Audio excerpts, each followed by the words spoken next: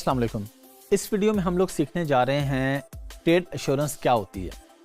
Trade assurance अगर मैं आपको आसान अल्फाज में बताऊं तो फ़र्ज़ करें आपके किसी बंदे से कोई डील हो रही है। अब आपको नहीं पता कि जिससे आपकी डील हो रही है वो कौन है, कैसा है, आपके साथ फ्रॉड तो नहीं कर लेगा। तो आप किसी बंदे को दरमियान में एज आ गारंटर रख लेते हैं कि जी इस बंदे की गारंटी होगी।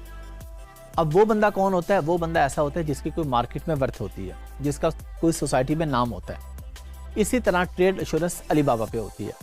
अब अली बाबा क्या करता है, वो आपको कहता है जी अगर आप ट्रेड एश्योरेंस के थ्रू पेमेंट करेंगे तो मेरी गारंटी है कि अगर कोई मसला हुआ तो आपके पैसे वापस मिल जाएंगे। ट्रेड एश्योरेंस काम कैसे करती है? इसमें होता यह है कि आपसे पेमेंट ले ली जाती है, लेकिन अली बाबा सप्लायर को पेमेंट नहीं देता, अपने पास होल्ड कर लेता है। जब आपको सामान मिल जाता है तो तब उसकी पेमेंट रिलीज होती है, और ये एक बहुत बड़ी बेनिफिट की चीज़ है। अच्छा, लोग ट्रेड एश्योरेंस क्यों नहीं करते? फिर इसलिए नहीं करते, कुछ लोग नहीं करते जो कि बहुत गलत करते हैं और उसमें उनके सारे पैसे भी डूब जाते हैं। वो ये करते हैं, वो कहते हैं जी ट्रेड एश्योरेंस की क्या ज़रूरत है, 3% या 4% हमें एक्स्ट्रा पे करना पड़ेगा। वो कहते हैं जी हम क्यों पे करें, हम ये अपने पैसे बचा लेते हैं। उस बचाने का नुकसान ये होता है कि आपको कोई भी प्रॉब्लम आ गया तो आप किसी भी सूरत क्लेम नहीं कर सकते। अगर ट्रेड एश्योरेंस नहीं है तो अली बाबा कोई जिम्मेदारी नहीं लेता आपके पैसों की, इसलिए ट्रेड एश्योरेंस बिल्कुल लाजमी है। अच्छा, अब उसमें यह है कि अली बाबा की मर्जी है। कुछ सप्लायर्स ऐसे होते हैं कि फिर उनका ट्रस्ट लेवल बन जाता है अली बाबा के साथ, बहुत पुराने हो जाते हैं, मिलियंस में उनका बिजनेस हो जाता है, पॉजिटिव फीडबैक, पॉजिटिव रिव्यूज इतने अच्छे हो जाते हैं कि अली बाबा कहते हैं कि ठीक है आप पेमेंट अभी ले लें, अगर कोई प्रॉब्लम होगा तो हम आपसे वापस मांगेंगे, आप वापस कर दीजिएगा। ये हमारा मसला नहीं है। अली बाबा चाहे हमसे लेके उनको फौरन पैसे दे दे, चाहे अपने पास होल्ड करे, जब तक हमें सामान मिल नहीं जाता हमें इसमें कोई टेंशन नहीं, क्योंकि हमने ट्रेड एश्योरेंस ली हुई है। हमें पैसे देने का जिम्मेदार अली बाबा है अगर कोई मसला आता है तो। ये सेम केस अमेजोन में होता है। अमेजोन पे जब आप एज अ सेलर काम कर रहे होते हैं तो अमेजोन आपको पेमेंट करता है एवरी 14 डेज। 14 डेज के बाद क्यों पेमेंट करता है कि जितने ऑर्डर्स आपके पास 14 दिन में आए हैं वो आपके बायर को मिल जाए, उसका फीडबैक आ जाए कि उसे मिला भी है, नहीं मिला, गलत मिला है, किसी को रिफंड करना है, तो अमेजोन आपके पैसे रोक के रखता है। लेकिन एक टाइम आता है आपका अकाउंट पुराना हो जाता है, आपका ट्रस्ट लेवल बन जाता है, अमेजोन कहता है कि आप जब चाहें अपने पैसे ले लें। अगर आज मेरी सेल $10,000 की हुई है और मेरे अकाउंट में $10,000 शो हो रहा है तो अमेजोन कहता है ठीक है आप 10,000 लेना चाह रहे हैं, आप सारे पैसे ले लें, हालांकि अभी आपने ऑर्डर शिप नहीं किए हैं। अमेजोन को ये भी खतरा हो सकता है कि अगर आपने ना शिप किए, लेकिन अमेजोन को भी पता है कि आप मिलियंस ऑफ डॉलर्स का बिजनेस कर रहे हैं, आप ऐसा नहीं करेंगे। फिर भी अगर आप कर जाते हैं तो अमेजोन फिर भी बायर को पे करता है, अमेजोन जिम्मेदारी लेता है। अमेजोन कहता है कि अगर आपको ऑर्डर नहीं मिलेगा कोई मसला नहीं, मैं पे करूंगा। लेकिन अमेजोन आपको भी फैसिलिटेट कर रहा है कि ये पुराना सेलर हो गया है, इस पे इतना ट्रस्ट लेवल बनता है कि अगर ये ऑर्डर कोई भी बेच चुका है तो ये पैसे आज ले ले और कोई मसला नहीं, ऑर्डर 4 दिन के बाद कस्टमर को मिल जाएगा। सेम केस अली बाबा पे होता है। अली बाबा भी यही करता है कि वो आपसे पैसे ले लेता है और जब जो लोग पुराने हो जाते हैं उनको फौरन पे कर देता है, और जो नए होते हैं उनके पैसे रोक के रखता है कि जब ऑर्डर्स मिल जाएंगे मैं तब आपको दूंगा। लेकिन हमने इस टेंशन में नहीं पड़ना कि सप्लायर 2 साल पुराना है या 10 साल, मिनिमम 2 साल होना चाहिए जो हमारा क्राइटेरिया है। अब आपने देख लिया कि सप्लायर के पास ट्रेड एश्योरेंस है, अगर नहीं है तो हम ऐसे सप्लायर के साथ ऑर्डर प्लेस ही नहीं करेंगे। ये बात आपने अपने माइंड में रख लेनी है। आपको कुछ भी हो जाए, कितने भी आपके पैसे बच रहे हों, आपको बेनिफिट हो रहा हो, ऑर्डर जल्दी मिल रहा हो, एक्स्ट्रा फेवर्स मिल रही हों, फ्री में यूनिट्स मिल रहे हों, शिपिंग में पैसे बच रहे हों, हमने ऑर्डर प्लेस नहीं करना ऐसे बंदे के साथ जो ट्रेड एश्योरेंस के थ्रू पेमेंट नहीं लेता या जो हमें ट्रेड एश्योरेंस ऑफर नहीं करता। हाँ, दूसरा हल आपके पास क्या है? पेपाल। पेपाल इटसेल्फ गारंटर है, बीच में वो खुद गारंटी ले रहा है। तो अगर आप पेपाल के थ्रू पेमेंट कर रहे हैं तो तब आपको ट्रेड एश्योरेंस की जरूरत ही नहीं है, क्योंकि पेपाल के थ्रू पेमेंट करने का मतलब ही यही है कि अगर कोई मसला आया तो आप पेपाल को क्लेम करेंगे। पेपाल भी फीस चार्ज करता है ना, 4% या 5% पेपाल आपसे परसेंटेज चार्ज कर रहा है, या आपके सप्लायर से चार्ज कर रहा है, या दोनों से चार्ज कर रहा है। वो डिपेंड कर रहा होता है, डिफरेंट केसेस में डिफरेंट चीजें होती हैं। तो पेपाल भी आप यही समझें कि ट्रेड एश्योरेंस है, लेकिन जब ट्रेड एश्योरेंस का लफ्ज आ जाता है तो ये अली बाबा की हो जाती है। लेकिन जब हम पेपाल के थ्रू कर रहे हैं तो गारंटी हमें फिर भी मिल रही है, लेकिन अब ये गारंटी हमें पेपाल दे रहा है।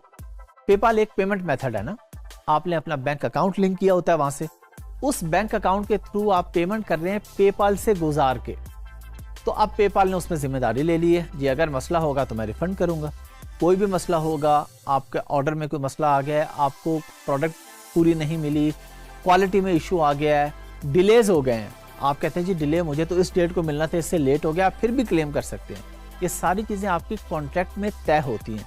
तो कॉन्ट्रैक्ट जब आप सप्लायर के साथ कर रहे हैं तो उसमें आपने इन चीज़ों का ख्याल रखना है कि उससे सारी चीज़ें तय हो जाएं कि जी मुझे इतने दिन में सामान मिलेगा, अगर इससे लेट होगा तो आप मुझे 5% या 10%, अगर एक हफ्ता लेट है 5% आप मुझे रिफंड करेंगे, 2 हफ्ते लेट है 10% करेंगे, 1 महीना लेट है 20% करेंगे, 2 महीने से ऊपर हो गया तो मैं ऑर्डर लूँगा ही नहीं, फिर मुझे नहीं चाहिए, मेरा बिजनेस लॉस हो जाएगा, मेरी प्रोडक्ट उसके बाद नहीं चलेगी, फिर मुझे नहीं चाहिए, आप वापस रख लें, मुझे 100% रिफंड देंगे। ये सारी चीज़ें आपने अपने सप्लायर से तय करनी है, जो कि वेरी करती हैं सप्लायर टू सप्लायर भी और प्रोडक्ट टू प्रोडक्ट भी। लेकिन ट्रेड एश्योरेंस बहुत ज़रूरी है।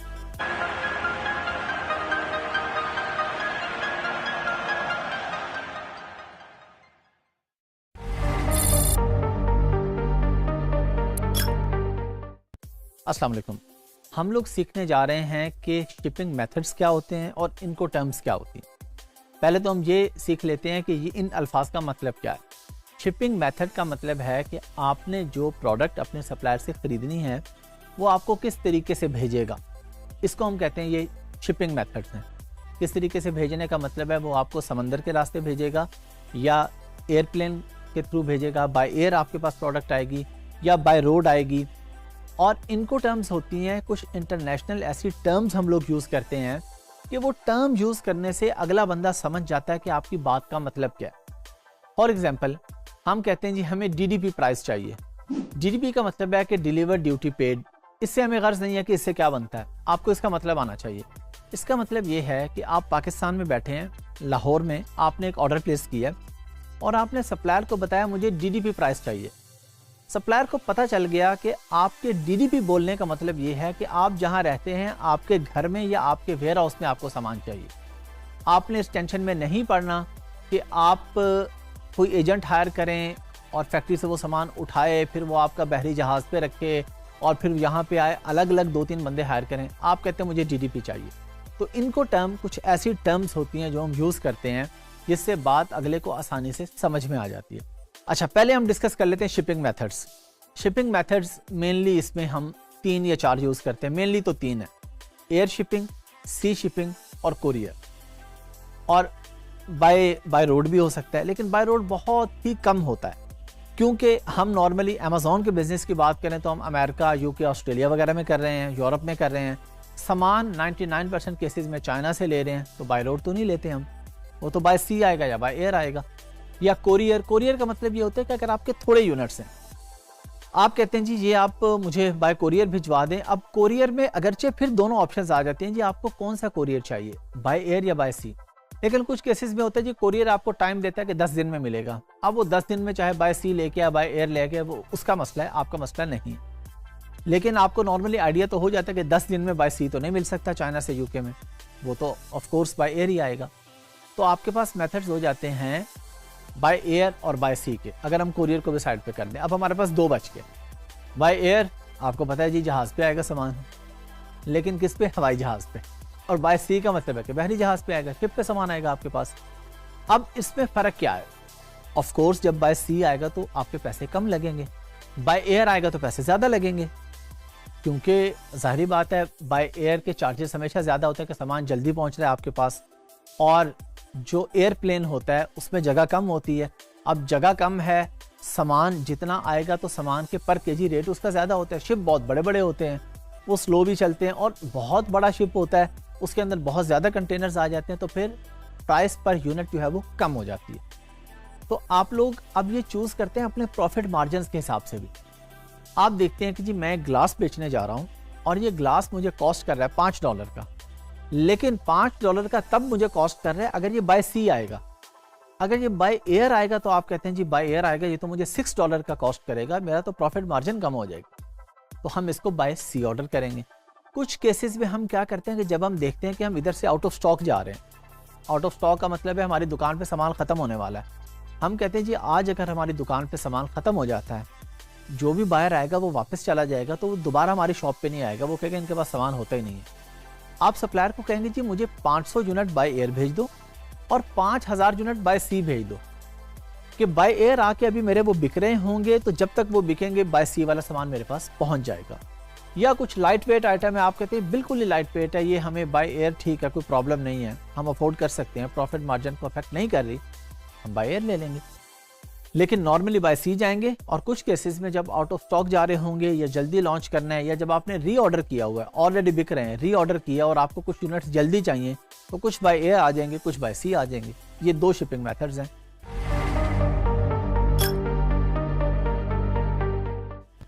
अब आ जाते हैं जी इनको टर्म्स पे। इनको टर्म्स हमने मेनली 3 अपने जहन में रखनी है, FOB, DDP और EXW, एक्सवर्क्स प्राइसेस।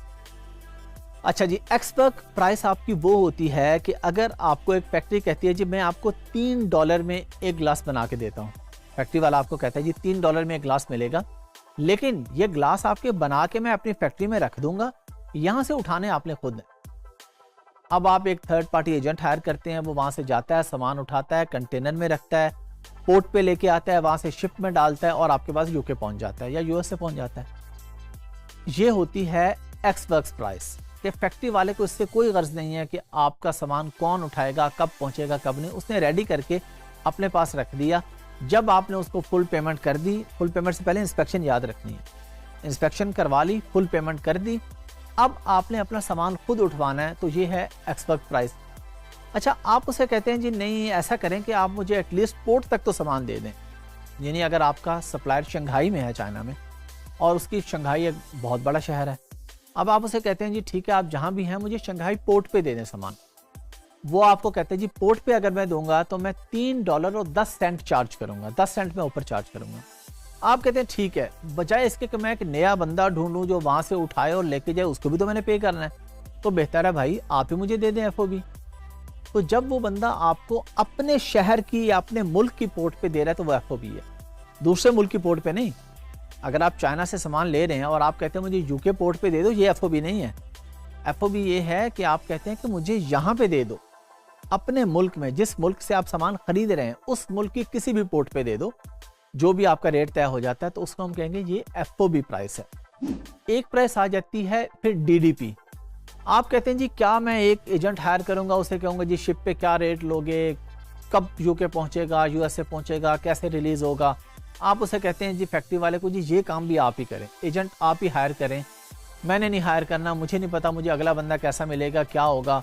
और जब सामान फैक्ट्री से निकल गया, थर्ड पार्टी के पास चला गया, एजेंट के पास, और फैक्ट्री वाले से आपने एक्सवर्क लिया था या FOB लिया था, FOB मिल गया, अब सामान लेट हो गया, नहीं पहुंचा, तो आप सप्लायर को कॉन्टैक्ट नहीं कर सकते, क्योंकि आपका उससे तय ही हुआ था FOB या एक्सवर्क प्राइस। अब एक्सवर्क आपने ले ली तो सप्लायर जिम्मेदार नहीं है। आपने कोशिश करनी है कि आपने हमेशा DDP प्राइस लेनी है, ताकि जब तक आपका सामान आपके वेयर हाउस पे या आपके घर पे नहीं पहुंच जाता, सप्लायर के सर पे तलवार लटकती रहे। सप्लायर को पता हो कि अगर इस बंदे का सामान टाइम पे नहीं पहुंचा, या लेट हो गया, या खराब हो गया, कोई मसला हो गया, तो मुझे रिफंड करना पड़ेगा। तो हमने कोशिश करनी है कि हमने DDP प्राइस लेनी है। हाँ, कुछ केसेस में आप वर्किंग कर सकते हैं कि अगर आपको किसी एजेंट के थ्रू कम पैसे पड़ रहे हैं तो फिर वहां पे फिर इंश्योरेंस करवाएं, सामान की गारंटी हो सामान की, क्योंकि फिर सप्लायर जिम्मेदार नहीं है। एक और होती है DDU, यानी हमने ये जिक्र किया कि या तो फैक्ट्री के अंदर से सामान उठा लें आप, EXW हो गया, या आप अगर शंघाई से सामान ले रहे हैं तो उस पोर्ट पे, शंघाई की पोर्ट पे सामान ले रहे हैं तो FOB हो गया, और अगर आप अपने मुल्क में जहां आपको सामान चाहिए अपने घर पे ले रहे हैं तो DDP हो गया। लेकिन अगर आप अपने मुल्क की पोर्ट पे सामान ले रहे हैं तो ये DDU हो गया। यानी आपने लाहौर में सामान मंगवाना है, आपने सप्लायर से कहा जी मुझे DDU दे दें। DDU का मतलब ये होगा कि FOB नहीं, FOB से आगे, यानी उसकी जिम्मेदारी है आपके मुल्क में अगर कराची पोर्ट है तो कराची पोर्ट पे सामान दे दें, ये है DDU। आप उसे कहते हैं जी आप मुझे कराची पोर्ट पे दे दें, आगे क्लियर मैं खुद करवा लूंगा, तो ये DDU है। लेकिन अगर आप कहते हैं DDP, तो उसका मतलब है कि कराची पोर्ट के आने के बाद क्लियरेंस भी आपके सप्लायर की जिम्मेदारी है। वो पाकिस्तान में उसका कॉन्ट्रैक्ट होता है किसी न किसी और एजेंट के साथ, उससे वो राब्ता करके आपका सामान क्लियर करवा के आपको देगा।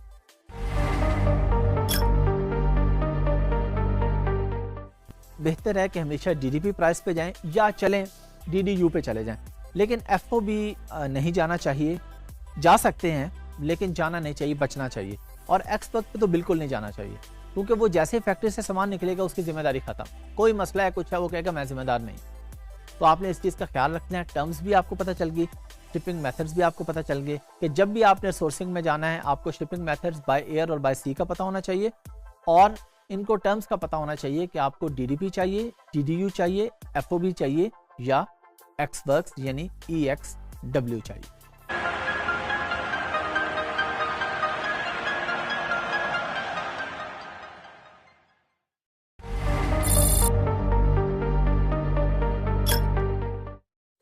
अस्सलाम वालेकुम। हम लोग सीखेंगे कि फ्रेट फॉरवर्डर से कांटेक्ट किस तरीके से किया जाता है शिपमेंट के लिए। फ्रेट फॉरवर्डर क्या है और शिपमेंट क्या है, पहले इस पे बात करते हैं। फ्रेट फॉरवर्डर वो बंदा या वो कंपनी है जो आपका सामान चाइना से या किसी भी मुल्क से उठा के दूसरे मुल्क में पहुंचाता है जहां पे आपको चाहिए, वो होता है फ्रेट फॉरवर्डर। शिपमेंट आपका वो सामान, जो आपका सामान है, जो आपके बॉक्सेस हैं, जो आपकी प्रोडक्ट है, उसको कहते हैं शिपमेंट।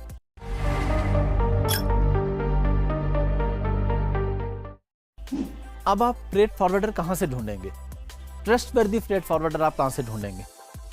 गूगल पे आप चले जाएंगे, आपको बहुत से मिल जाएंगे। हो सकता है आप एक फ्रेट फॉरवर्डर से रब्ता करें, वो आपका सामान उठा के गायब हो जाए, आपको पता ही ना चले। तो हम ये कैसे मेक श्योर करेंगे कि वो बंदा ठीक हो, हमारा सामान हमें मिल जाए? आपने इस बात का ज़रूर ख्याल रखना है कि इस तरह किसी के कहने पे किसी भी थर्ड पर्सन से फ्रेट फॉरवर्डर की सर्विसेज आपने नहीं लेनी, अनलेस कि आप पर्सनली उसे जानते हैं या कोई गारंटी है।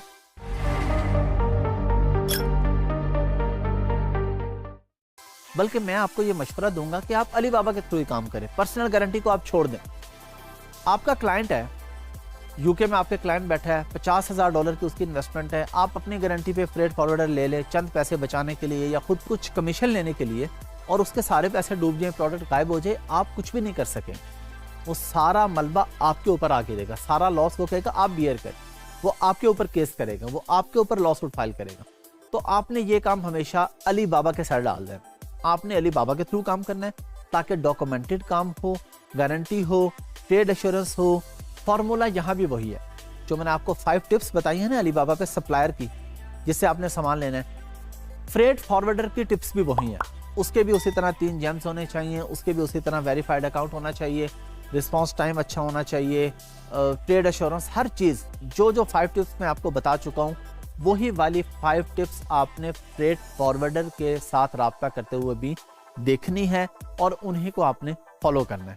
अभी हम प्रैक्टिकली जाके देखते हैं, अलीबाबा खोलते हैं। कि पहले तो मैंने आपको बताया कि अलीबाबा पे सप्लायर कैसे ढूंढते हैं, प्रोडक्ट कैसे ढूंढते हैं। अब हम देखेंगे कि हमें फ्रेट फॉरवर्डर कैसे मिलेगा जी वहाँ पे। आए चेक करते हैं। चलें जी, अब हम प्रैक्टिकली देखते हैं। उसी तरह हमने अलीबाबा खोल लिया, यहाँ पे प्रोडक्ट्स की जगह हमने कर दिया सप्लायर्स, और यहाँ पे अब हमने प्रोडक्ट का नाम नहीं लिखना, हमने लिखा फ्रेट फॉरवर्डर्स। आप सिर्फ फ्रेट फॉरवर्डर लिखें तब भी डिटेल आ जाएगी, लेकिन हम आगे डिटेल भी लिख लेते हैं मजीद।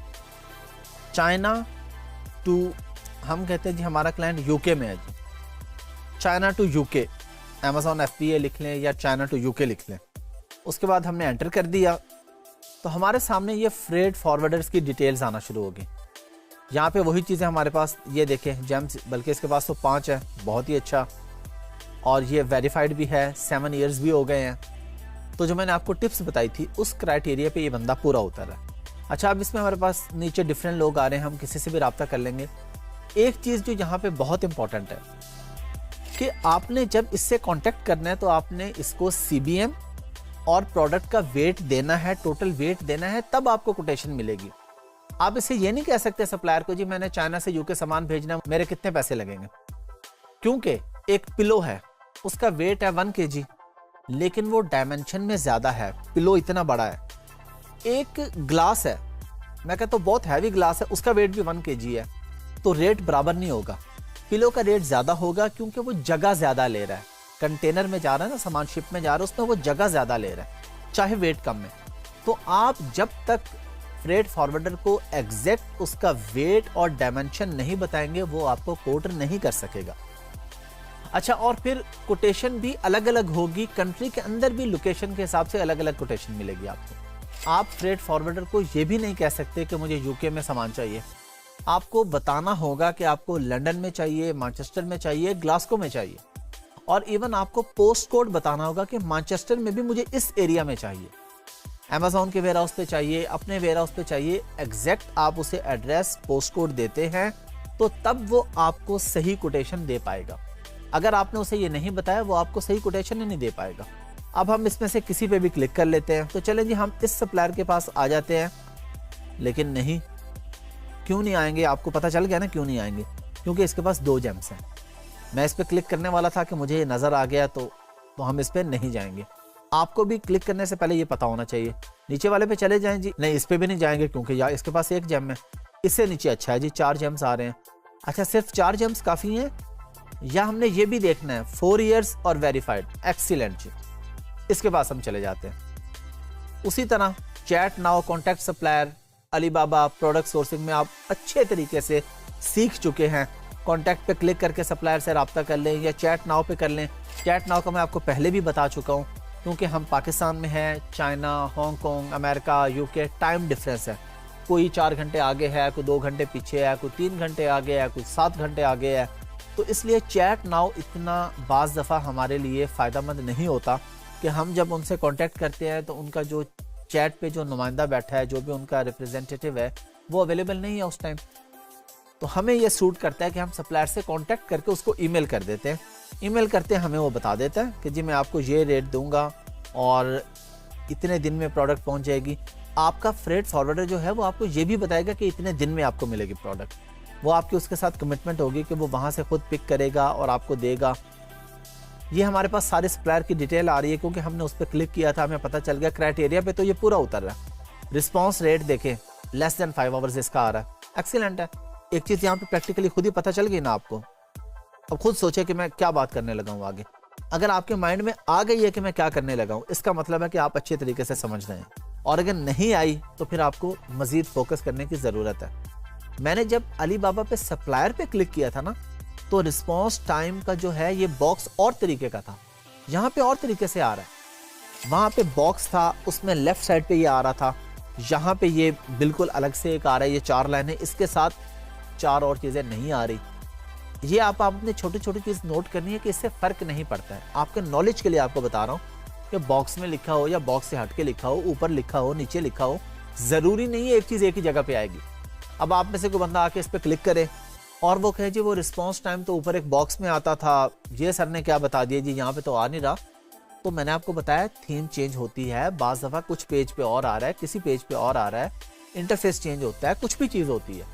तो ये आपका काम है मेहनत से, गौर से, फिक्र से काम करना कि आपको पता हो कि क्या बात हो रही है। हमें मिल गई जी लेस देन 5 आवर्स है, बेहतरीन है जी। रिस्पॉन्स टाइम 95% आ रहा है। वहाँ पे आपको याद आ गया, वहाँ पे परसेंटेज नहीं आ रही थी साथ, रिस्पॉन्स टाइम आ रहा था। हमने खुद आइडिया लगा लिया, अगर 8 घंटे से कम में रिप्लाई कर रहे तो ठीक है टाइम नहीं, 6 घंटे से कम में कर रहा है और अच्छा है, 5 से कम कर रहा है और अच्छा है, 4 से कम में एक्सीलेंट है।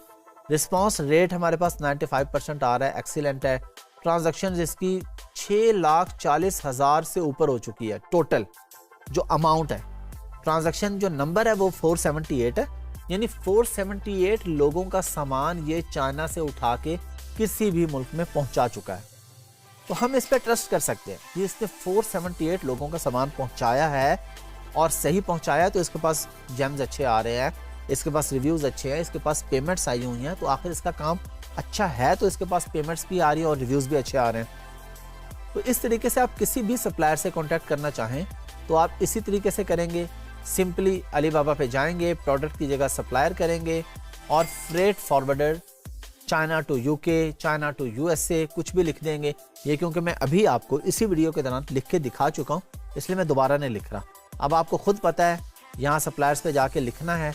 अब आपका काम है, जाएं अलीबाबा पे, खोलें अलीबाबा, सप्लायर्स को भी देखें, फ्रेट फॉरवर्डर को भी देखें, और ये 5 टिप्स को फॉलो करते हुए देखें कि आपको किसके साथ काम करना है और किसके साथ आपको काम नहीं करना।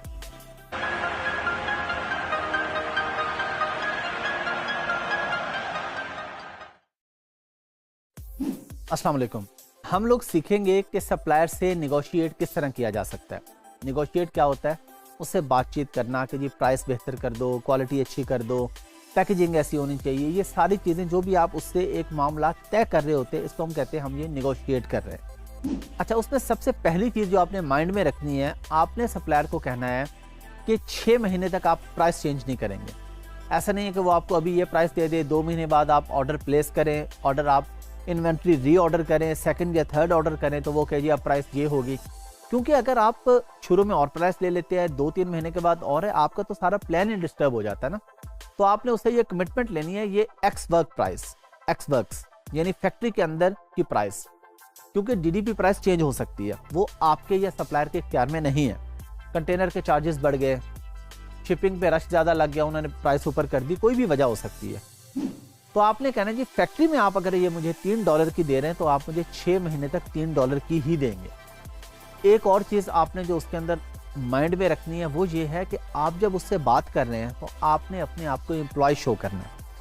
अब आपने उसके बाद 1-2 दिन के वेट के बाद आपने कहना जी ठीक है, मैंने डिस्कस कर लिया है, मैनेजर से किया है, अब वो आगे बॉस से डिस्कस करेंगे। इससे सप्लायर को ये लगेगा, उसे ये पता चलेगा कि बड़ी कंपनी है, वो आपको सीरियस लेगा कि जी बड़ी कंपनी है, 2-3 जगह से अप्रूवल्स आनी है, उसके बाद ये फाइनल होनी है बात। उसकी भी कोशिश होगी मेरी डील बन जाए इनके साथ। फिर आपने उसे कहना जी हम आपके साथ लॉन्ग टर्म चलेंगे। अच्छा, एक और चीज़ जो नेगोशिएट करने में आपने करनी है कि उसने जब आपको प्राइस दे दी, फर्स्ट करें वो कहते हैं जी $3 में आपको पिलो दूंगा। अब आपने उसको कहना है कि जी आप फर्ज करें आपका फाइनल हो गया $2.50 में। अब आपने उसको कहना है कि जी आप इसमें मुझे पैकेजिंग भी दें, जो इंसर्ट कार्ड होना है, जो लोगो लगना है, जो पैकिंग है, क्योंकि हो सकता है पैकिंग की प्राइस वो तो बाद में बताएगा ना, वो कहेगा जी प्रोडक्ट इतने की है, अब पैकेजिंग की ये कॉस्ट है। तो आप उसे कहेंगे नहीं मुझे इसी में पैकेजिंग करके दो, मैंने आपके साथ लॉन्ग टर्म चलना है, मैंने आपको अच्छे ऑर्डर्स देने हैं, तो आप मुझे इसी के अंदर पैकेजिंग करके दें। फिर आपने उसे कहना मुझे इसी में डिज़ाइनिंग भी करके दें। लोगो डिज़ाइन पे कितना टाइम लगता है? इंसर्ट कार्ड आप लोगों को पता होगा, अगर नहीं पता, कोई भी प्रोडक्ट जो आप खरीदते हैं, कहीं से भी खरीदते हैं, उसके अंदर जो कार्ड लगा होता है जिसपे प्रोडक्ट की पिक्चर और उसकी कुछ खसूसियात, उसके फीचर्स लिखे होते हैं, उसको हम कहते हैं इंसर्ट कार्ड। अच्छा, सप्लायर भी ये कोशिश करता है कि जी मैं आपको इंसर्ट कार्ड की डिज़ाइनिंग फ्री में दे दूंगा। $10-20 का काम होता है, या उन्होंने ऑलरेडी कोई एक डिज़ाइनर हायर किया होता है, उसको फिक्स सैलरी देते हैं, लेकिन वो भी अपने क्लाइंट को खुश करते हैं कि जी हम आपको डिज़ाइनिंग फ्री में दे रहे हैं, जी हम आपका लोगो डिज़ाइन भी फ्री में करवा देंगे। आप भी कहते हैं ठीक है जी, ये काम मुझे अलग से करना था, अलग से हेडेक भी थी, पे भी करना था, चाहे थोड़ी अमाउंट थी, लेकिन मेरा फ्री में काम हो रहा है, तो आप ये काम फ्री में वहाँ से करवा लेंगे।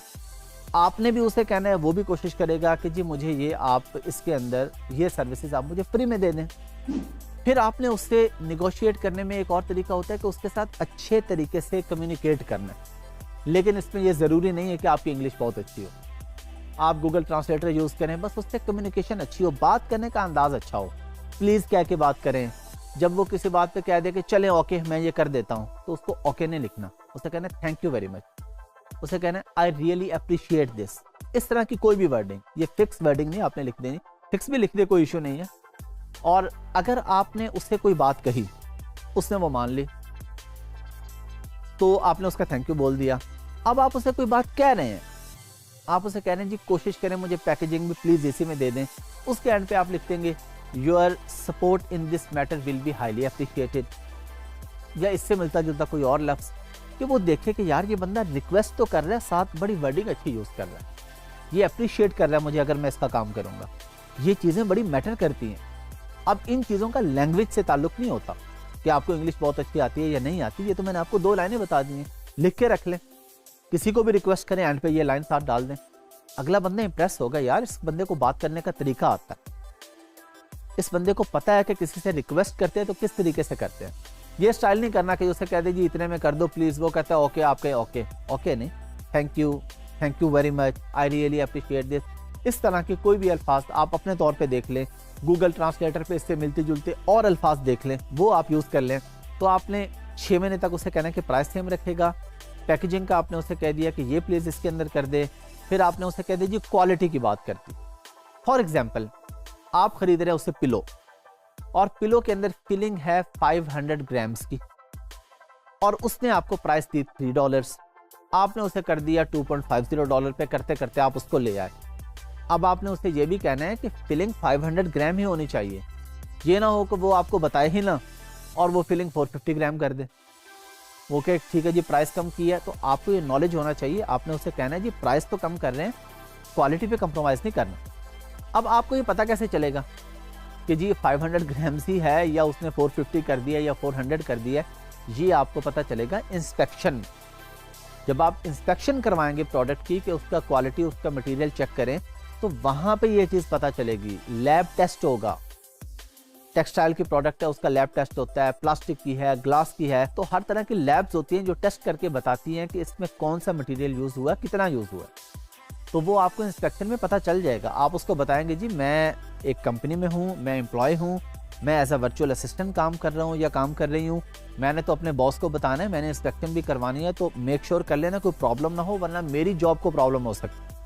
आपने उसे इस तरीके से बात करनी है। फिर एक और काम आपने करना है, आपने किसी और सप्लायर से रेट लिया हो या किसी और वेबसाइट से रेट लिया हो, उसे स्क्रीनशॉट भेजना है, लेकिन उस कंपनी का नाम हाइड करके उसे कहना है कि देखें मुझे एक और जगह से ये प्राइस मिल रही है, आपकी प्राइस बहुत ज़्यादा है, तो वो नेगोशिएट करेगा। अब आप ये सवाल पूछ सकते हैं जी जब हमें उससे अच्छी प्राइस मिल रही है हम उससे बात क्यों करेंगे। हो सकता है आपको जहाँ से अच्छी प्राइस मिल रही हो उसके पास वो 5 टिप्स जो मैंने आपको सोर्सिंग के बताई हैं वो उस पर पूरा ना उतर रहा हो, उसके पहले रिव्यूज़ गंदे हों, वो नया ऑर्डर लेने के लिए आपको प्राइस दे रहा हो कम, क्वालिटी आपको ख़राब दे दे, आप क्या करेंगे बाद में। तो इसलिए आप प्राइस और जगहों से भी लेंगे। क्यों लेंगे? आप प्राइस 1 जेम वाले से भी ले लेंगे, लेकिन उससे डील कभी नहीं करेंगे। प्राइस उससे इसलिए ले लेंगे कि उसकी प्राइस आप दूसरे को दिखाएंगे। तो ये सारी एक टेक्निक्स है। इसके अलावा कोई और चीज़ आप अच्छी यूज़ कर सकते हैं। इसके अलावा ये हो सकता है कि अगर उनका कोई ख़ास दिन है, ये आपको पता होना चाहिए कि उनका चाइनीज़ न्यू ईयर आ रहा है, या अगर यूके में है उनकी क्रिसमस है, कोई भी है, कोई ऐसा दिन है उनका, जिस तरह हमारी ईद होती है, उनके कोई भी दिन आते हैं, उन दिनों में आपकी उनसे बात हो रही है, आप उन्हें विश कर दें। आपको पता चल जाता है कि इसकी बर्थडे है, वो आपको बता देता है, सप्लायर बता देता है, फ्रेट फॉरवर्डर बताता है, कोई भी है कि जी मेरी बर्थडे आ रही है, उसको विश कर दे। अच्छे अखलाक बहुत ज़रूरी हैं, रूटीन से हट के भी, बिजनेस से हट के भी, और बिजनेस में तो ये आपको फ़ायदा देते हैं। जितने अच्छे तरीके से बात करेंगे, अगले से फ्रेंडली माहौल में बात करेंगे, वो आपको बेहतर से बेहतर प्राइस देने की कोशिश करें।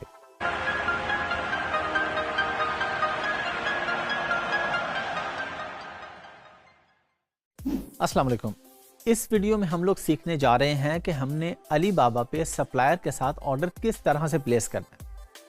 अब आप में से कोई ये भी सोच सकते हैं कि ये कोई बताने वाली बात है जी, हम किसी को भी कॉल करेंगे या व्हाट्सएप करेंगे, 1000 यूनिट दे दो, वो आपको दे देगा। बिल्कुल वो आपको दे देगा, लेकिन आपके पास क्या गारंटी है अगर आपको सामान नहीं मिला या ख़राब मिला, आप क्लेम तो नहीं कर सकते।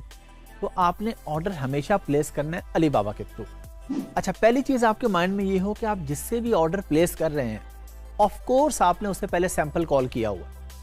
आपने उधर से अपने कंपेटिटर का सैंपल कॉल किया जो ऑलरेडी प्रोडक्ट बेच रहा है अमेज़ॉन पे, इधर आपने अलीबाबा से सैंपल कॉल किया, उसकी आपस में इंस्पेक्शन की, उसको आपस में कंपेयर किया कि कौन सी चीज़ बेहतर है। आया कि ये वही चीज़ हमें सप्लायर ने भेजी है जो हमने उसे कही थी, जो मटेरियल हमने उसे बताया था, जो क्वालिटी हमने उसे बताई थी, क्या ये वही है या चेंज है। तो डायरेक्टली तो आप कभी ऑर्डर प्लेस करते ही नहीं ना 1000 यूनिट का। आप हमेशा 1 या 2 पहले सैंपल कॉल करते हैं, 2-3 जो टॉप के आप होलसेलर्स यूज़ करते हैं उनमें से। अच्छा, अब आपने उसमें से जिसको भी फाइनल करना है, तो आपने पहले क्योंकि सैंपल कॉल किया होगा, अभी मैं आपको प्रैक्टिकल करके दिखाऊंगा, उसी को जाके रीऑर्डर करेंगे और रीऑर्डर करके क्वांटिटी उसमें चेंज करके आप नया ऑर्डर प्लेस कर देंगे। एक ऑप्शन ये होगी कि आप सप्लायर से कहेंगे जो मैंने सैंपल कॉल किया था उसी के 1000 यूनिट चाहिए, मैंने कुछ नहीं करना। तो वो इंटरनली सारा फॉर्म खुद ही फिल करके आपको पेमेंट का लिंक फिर भेज देगा अलीबाबा के अंदर ही। यह आपने माइंड में रखना है कि अलीबाबा के थ्रू सारी आपकी कम्युनिकेशन और सारी डीलिंग अलीबाबा के थ्रू हो रही है। आपने आउट ऑफ द वे जाके कोई काम नहीं करना। आपको सप्लायर जितना भी अच्छा लगे, जो भी हो, लेकिन आपने ये काम नहीं करना, अदरवाइज आपके या आपके क्लाइंट के पैसे डूब जाएंगे और वो जिम्मेदारी आपकी होगी। तो आपने क्या किया, सप्लायर को कहा जी मुझे नया लिंक भेज दें। उसने अब आपको नया लिंक भेजा, उस पर आपने क्लिक किया, जाके पेमेंट की, ऑर्डर प्लेस हो गया। लेकिन हम इसको भी जाके प्रैक्टिकली देखते हैं कि सैंपल जब आपने कॉल कर दिया था, सैंपल किस तरह कॉल किया आपने, कि आपने उससे चैट करते करते कहा जी ठीक है, ये मटेरियल सब कुछ फाइनल हो गया, अब आप मुझे भेज दें सैंपल। तो वो आपको एक पेमेंट का लिंक भेजता है, आप उस लिंक पे जब पे कर देते हैं जाके, तो ऑर्डर आपका प्लेस हो जाता है और वो आपको भिजवा देते हैं। अब जब आपने सैंपल कॉल कर लिया, ऑर्डर आपके पास आ गया, रिसीव कर लिया आपने, तो ये आपके इंटरनल जो अलीबाबा का अकाउंट है वहाँ पे शो होना शुरू हो गया कि आपने ये सैंपल मंगवाया। आप सिंपली जाके उस पर रीऑर्डर करेंगे और ऑर्डर प्लेस कर देंगे उसको। अब क्वांटिटी ज़्यादा कर देंगे, या आप उसे दोबारा कहेंगे जी सैंपल मैंने कॉल किया था 1 का, अब मुझे 1000 यूनिट चाहिए, मुझे नया लिंक भेज दो। वो आपको इंटरनली नया लिंक भेजेगा, आप उस पर बाय कर लेंगे। आइए प्रैक्टिकली देखते हैं। चलें जी, मैंने आपको कहा कि हम इसको प्रैक्टिकली देखेंगे। हम फिर आ गए अलीबाबा पे। अलीबाबा हमने खोल लिया और इसमें हम देख रहे हैं कि हमारे पास ये एक टैब आ रहा है यहाँ पे ऑर्डर्स का। जिस तरह मैंने आपको बताया कि जब आपने सैंपल कॉल कर लिया तो वो आपके ऑर्डर्स में ऑटोमेटिकली आ गया। हमने ऑर्डर्स पे क्लिक कर दिया, हमारे पास एक नया टैब खुल गया। यहाँ पे हमने ये एंड पे जाके देखना है, ये हमारे पास लिखा रहा है कंप्लीटेड क्लोज्ड 21 ऑर्डर्स। आपका नया अकाउंट होगा तो यहाँ पे 1 आ रहा होगा या 0। जब सैंपल कॉल कर लेंगे तो 1 हो जाएगा। 2 सैंपल कॉल किए हैं तो यहाँ पे 2 आ जाएगा, 3 किए हैं तो 3 आ जाएगा। जो कुछ है आपके ऑर्डर्स यहाँ पे आ रहे होंगे। अच्छा, अब आपने यहाँ पे क्लिक किया और ये आपने एक ऑर्डर प्लेस किया हुआ पहले। अब मैंने आपको जैसा कि एग्जांपल दी थी कि हम सिंपली री ऑर्डर पे क्लिक कर देंगे जाके। हम फर्ज कर लेते हैं ये पिलो है, आप इसको इग्नोर कर दें, ये कौन सी प्रोडक्ट है। हमने जाके क्लिक कर दिया री ऑर्डर पे। अच्छा, यहाँ पे हम क्या करेंगे, सप्लायर्स ईमेल एड्रेस, जो भी आपके सप्लायर का ईमेल एड्रेस है, कॉन्टैक्ट टेलीफोन, ये सब कुछ आ रहा है ऑलरेडी। प्रोडक्ट भी आ रही है क्योंकि आप री ऑर्डर कर रहे हैं ना। तो री ऑर्डर करने का मतलब है कि प्रोडक्ट भी पहले आ रही है, उसका मटेरियल भी पहले आ रहा है, एवरीथिंग आ रही है। अब आपने बस यहाँ से इसको सेलेक्ट किया जाके। ये एक ऐसी प्रोडक्ट है जिसमें कलर वेरिएशन है, यानी डिफरेंट कलर्स है। तो आपकी अगर कलर वाली प्रोडक्ट है तो आप सेलेक्ट करेंगे। फॉर एग्जांपल आपने सैंपल वाइट कलर में कॉल किया था, अब आपको ब्लू में चाहिए तो आप यहाँ से सेलेक्ट कर सकते हैं, या पिंक, या जो भी आपका कलर है। नहीं है तो इसको छोड़ देंगे। क्वांटिटी हम अब कहते हैं जी हमें 10,000 यूनिट चाहिए जी, तो हमने यहाँ पे 10,000 लिख दिया। और ये अगेन मैं आपको पहले बता चुका हूँ कि ये कोई ऐसी प्रोडक्ट है जो बॉक्स में आती है, जो बैग में आती है, या जो डजन्स के हिसाब से बिकती है। फॉर एग्जांपल हैंगर्स हैं तो वो डजन्स के हिसाब से बिकते हैं, पिलोज हैं तो वो डजन्स के हिसाब से नहीं है। तो जो भी रिक्वायर्ड आपका होगा, ग्राम्स में है, पैकेज उसका किस तरह का है, किलोग्राम में है, वो हमने यहाँ से सेलेक्ट कर लिया जी। और यूनिट प्राइस उसने हमें ऑलरेडी दे दी थी, जिस प्राइस पे हमने सैंपल कॉल किया था वही प्राइस यहाँ पे आ गई। फॉर एग्जांपल सैंपल उसने आपको दिया था $2 का, लेकिन वो कहता है कि अब आप क्योंकि ऑर्डर प्लेस कर रहे हैं तो अब मैं आपको $1 का देता हूँ। जो आपकी प्राइस सेट हुई आपने यहाँ पे लिख दी, और प्राइस लिखने के बाद आप इस पे आगे शिपिंग मेथड पे, कि शिपिंग मेथड आपको किस तरह का चाहिए, सी फ्रेट है, एयर कार्गो है, लैंड ट्रांसपोर्टेशन है, जिस तरह से भी है, या बिल्कुल छोटा पार्सल है और वो बाय पोस्ट आ रहा है। अब पोस्ट वाली कंपनी जिस तरीके से मर्जी लाए वो हमारा मसला नहीं है। तो हमने यहाँ पे कर लिया जी सी फ्रेट सेलेक्ट कर लिया जी। हमने कहा जी ये समंदर के रास्ते आएगा। फिर हमने कह दिया जी कि हम आपसे FOB ले रहे हैं, DDP या EXW। अच्छा, ये मैं आपको बता दूं, EXW होता है कि आपकी वो प्राइस जो आप फैक्ट्री में लेते हैं, यानी आप उसको कहते हैं कि जी ये आप मुझे जो प्राइस दे रहे हैं ये आप मुझे फैक्ट्री की प्राइस दे दें, वहाँ से उठाना और फिर उस कंट्री के पोर्ट और आगे पोर्ट, वो सारा मेरा मसला है। वो आपको कहता है जी फैक्ट्री में मैं आपको $1 की दे दूंगा, लेकिन ये सामान आपको मेरी फैक्ट्री से खुद उठवाना है। अच्छा, एक होता है FOB। FOB प्राइस ये होती है कि आप उसे कहते हैं जी आपके करीब तरीन जो पोर्ट है, आपने पोर्ट तक मुझे सामान देना है, इसको कहते हैं FOB। यानी अगर चाइना से सामान मिल रहा है तो आप उसे कहते हैं जी मुझे FOB शंघाई की प्राइस दे देंगे, फैक्ट्री से उठा के शंघाई पोर्ट तक पहुंचा दें, आगे वहां से बहरी जहाज पे मेरी जो भी डील होगी वो मैं मंगवा लूंगा। और DDP होता है कि एवरीथिंग पेड। आप कहते हैं जी UK में ये मेरा घर है, या ये मेरा वेयर हाउस है, अमेजोन का वेयर हाउस है, या थर्ड पार्टी वेयर हाउस है, आप चाहे अपने किसी दोस्त के वेयर हाउस पे मंगवा रहे हैं, बाद में अमेजोन को भेजेंगे, या डायरेक्टली अमेजोन पे मंगवा रहे हैं, तो उसको हम कहते हैं DDP प्राइस। तो अब हमने ये सेलेक्ट कर लेना है। हम कोशिश यही करते हैं 70 to 80% केसेस में कि हम DDP प्राइस लेते हैं, कि हमें टेंशन ही ना हो कि क्या 3-3 लोग हायर करें, एक फैक्ट्री से उठाए कंटेनर वाला वो पोर्ट पे लेके जाए, फिर वहाँ से आगे UK पोर्ट पे पहुँचे, फिर आगे क्लियरेंस के लिए फिर हम डॉक्यूमेंट्स क्लियर करवाने के बाद फिर वहाँ से एक कंटेनर करवाएं, फिर वो वेयर हाउस पे लेके जाए। तो हम फैक्ट्री को कहते हैं जी सारी कॉस्ट आप इस पे इंक्लूड करके हमें बता दें कि हमें DDP प्राइस क्या मिलेगी। हमने कर दिया जी DDP यहाँ पे, और उसके बाद शिपिंग फ़ी जो भी है अगर आपकी उससे कोई तय होती है, या DDP में तो आपकी नहीं होगी शिपिंग फ़ी, क्योंकि आप उसे कहेंगे कि आपने सब कुछ इसके अंदर ऐड कर देना। अब शिप इन जो भी डेज आपके तय हुए जी, 21 डेज में, 25 डेज में, 28 डेज में, उसके बाद आप यहाँ पे पेमेंट कर देते हैं आके। इनिशियल पेमेंट आप करते हैं 30%, ये मैं आपको बता चुका हूँ। 70% आप करते हैं जब आपका ऑर्डर रेडी हो जाने के बाद आप उसकी इंस्पेक्शन भी करवा लेते हैं, यानी उसको आप चेक करवा लेते हैं कि प्रोडक्ट ठीक है। चेक करवाने के बाद बकाया 70% पे करते हैं। अगर आपने पहले 70 पे कर दिया, इंस्पेक्शन बाद में करवाई, तो फिर जो भी मसला हो प्रोडक्ट में वो फैक्ट्री जिम्मेदार नहीं होगी, वो आपको कोई क्लेम नहीं देंगे। तो जब आपकी इंस्पेक्शन होगी, आपने किसी भी थर्ड पार्टी को हायर किया, इंस्पेक्शन करवा ली, बाकी 70% पे कर दिया, तो आपका ऑर्डर शिप हो जाएगा। अभी क्योंकि हम ऑर्डर प्लेस कर रहे हैं, यानी अगरचे री ऑर्डर है लेकिन अभी ऑर्डर प्लेस हो रहा है ना, अभी ऑर्डर शिप नहीं हो रहा, तो हम 30% यहाँ पे करेंगे। और जब आपका ऑर्डर रेडी हो जाएगा, वो आपको दोबारा लिंक भेजेगा। इंस्पेक्शन आपकी हो गई, उसने आपको लिंक भेजा, आप बकाया 70% पे करेंगे, ऑर्डर आपका वहाँ से शिप हो जाएगा। तो यहाँ पे हमने इनिशियल पेमेंट जो भी, फॉर एग्जांपल हमने कहा जी $10,000 हमारी टोटल कॉस्ट इसकी आ रही है, तो 30% $3,000 हमने यहाँ पे सेलेक्ट किए और हमने उसके बाद ये पेमेंट कर दी। हमारे पास ये पेमेंट के मल्टीपल ऑप्शंस आ रही हैं कि आप क्रेडिट या डेबिट कार्ड के थ्रू भी कर सकते हैं, टीटी यानी बैंक टू बैंक ट्रांसफ़र कर सकते हैं, पेपाल के थ्रू कर सकते हैं, एप्पल के थ्रू, गूगल पे के थ्रू, ऑनलाइन ट्रांसफ़र। लेकिन आपने जो भी करना है वो अली बाबा ट्रेड एश्योरेंस के थ्रू करना है। अगर आपको सप्लायर डायरेक्ट अपना प्राइवेट अकाउंट नंबर दे देता है कि बस इसमें आप पैसे ट्रांसफ़र कर दें, आपका ऑर्डर प्लेस हो गया, तो अली बाबा या ट्रेड एश्योरेंस उसकी जिम्मेदारी नहीं लेंगे अगर आपको ऑर्डर नहीं मिलता। और ये बात आपने याद रख लेनी है, आपने जो मर्जी हो जाए किसी भी केस में 1% भी किसी सप्लायर पे ट्रस्ट नहीं करना। ये आपकी जॉब का हिस्सा है। एज अ वर्चुअल असिस्टेंट ये आपकी जिम्मेदारी है कि ज़ीरो ट्रस्ट। अगर आप किसी पे ट्रस्ट करने लग जाते हैं तो आप अच्छे वर्चुअल असिस्टेंट नहीं हैं। कोई भी आपके साथ फ्रॉड करके चला जाएगा, आपकी प्रोफाइल ख़राब हो जाएगी, आप ब्लैक लिस्ट हो जाएंगे, अपवर्क पे, फाइवर पे आप ज़िंदगी भर फ्रीलांसिंग नहीं कर सकेंगे। तो आपको जितनी मर्जी कोई मीठी और प्यारी बातें करे, आपने उसकी बातों में नहीं आना। आपने अली बाबा के थ्रू ही पेमेंट करनी है, अली बाबा के लिंक के थ्रू पेमेंट करनी है, ताकि अली बाबा या ट्रेड एश्योरेंस उसकी जिम्मेदार हो। कोई प्रॉब्लम आए, आप रिफंड क्लेम करें। आपको सप्लायर क्यों कहेगा? वो कहेगा जी अली बाबा के थ्रू आप करेंगे, 1% या 2% अली बाबा लेगा, आप डायरेक्टली मुझे पे कर दें, आपके पैसे बच जाएंगे। आपने अपने पैसे नहीं बचाने, क्योंकि पैसे आपके लग ही नहीं रहे। आप एज अ वर्चुअल असिस्टेंट काम कर रहे हैं, आपका काम है ईमानदारी से काम करना और अपने क्लाइंट के पैसे बचाना। तो क्लाइंट के 2% बचाने के चक्कर में उसके 100% डूब सकते हैं। तो आपने क्लाइंट को भी पहले से बता देना कि हम ये 1 या 2 या 3% कभी नहीं बचाएंगे, हम अली बाबा के थ्रू ही पेमेंट करेंगे, ताकि अगर कोई मसला आए तो हम अपनी पेमेंट क्लेम कर सकें, हम रिफंड क्लेम कर सकें।